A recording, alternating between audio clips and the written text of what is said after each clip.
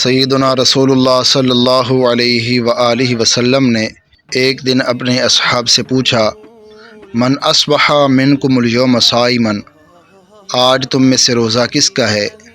صدیق اکبر رضی اللہ تعالیٰ عنہ نے عرض کی، یا رسول اللہ صلی اللہ علیہ وآلہ وسلم، آج میرا روزہ ہے۔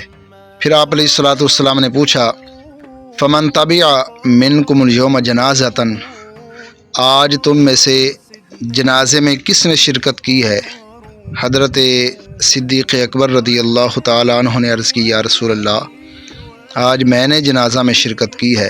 پھر آپ علیہ الصلوۃ والسلام نے پوچھا، فمن اطعم منکم اليوم مسکینا، آج مسکین کو کھانا کس نے کھلایا ہے؟ صدیق اکبر رضی اللہ تعالیٰ عنہ عرض کرتے ہیں، یا رسول اللہ، میں نے کھلایا ہے۔ چوتھا سوال آپ علیہ الصلوۃ والسلام نے پوچھا، فمن عاد منکم اليوم مریضا، آج تم میں سے مریض کی عیادت کس نے کی ہے؟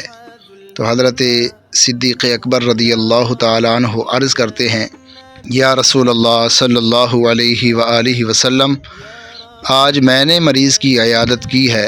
اس پر آپ علیہ الصلوۃ والسلام نے ارشاد فرمایا، مجتمعنا فی امرئ الا دخل الجنۃ، جس شخص میں ایک ہی دن یہ 4 خصلتیں جمع ہو جاتی ہیں، وہ بغیر حساب و کتاب جنت میں داخل ہوگا۔